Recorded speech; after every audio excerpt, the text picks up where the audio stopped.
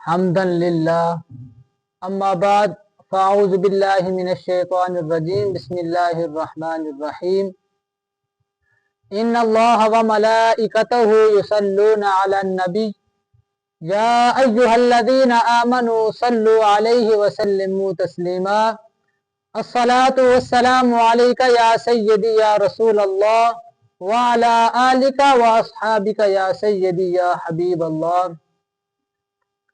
الہی ہم نے کبھی اس یہاں سے کنارہ نہ کیا، الہی ہم نے کبھی اس یہاں سے کنارہ نہ کیا، پر تو نے دل آزردہ ہمارا نہ کیا۔ ہم نے تو بہت کی جہنم کی تجویز، مگر تیری رحمت نے گوارا نہ کیا۔ شاعر کہتا ہے کہ شاید کہ تیرے دل میں اتر جائے میری بات، شاید کہ تیرے دل میں اتر جائے میری بات، اگر میری گفتگو کے بعد کسی ایک کی بھی زندگی بدل گئی تو ممکن ہے کہ میری بخشش کا سامان ہو جائے۔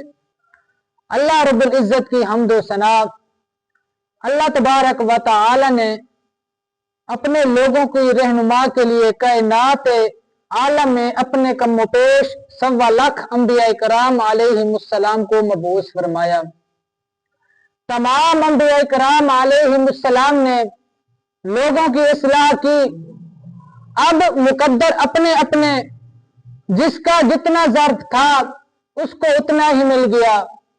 جن کی قسمت میں لوگوں کی اصلاح کرنی تھی انہوں نے اصلاح کی، اور جن کے مقدر میں لوگوں کی اصلاح کرنی تھی انہوں نے اصلاح کی۔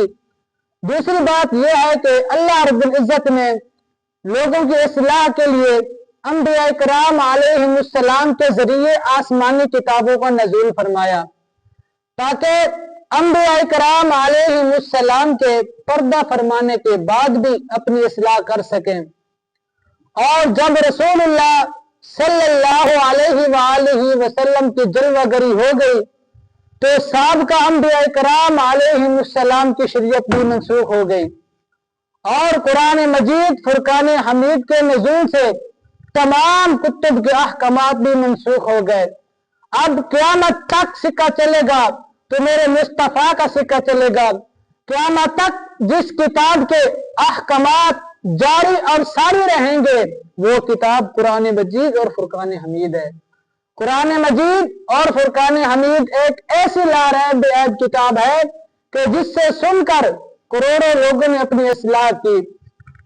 حضرت عمر بن خطاب رضی اللہ تعالی عنہ کی ایک میں آپ کو واقعہ سنانا چاہتا ہوں کہ حضرت عمر بن خطاب کی ہمشیرہ حضرت فاطمہ بنت خطاب رضی اللہ تعالی عنہ سے قرآن کی تلاوت سنی اور حضرت عمر بن خطاب کی زندگی بدل گئی۔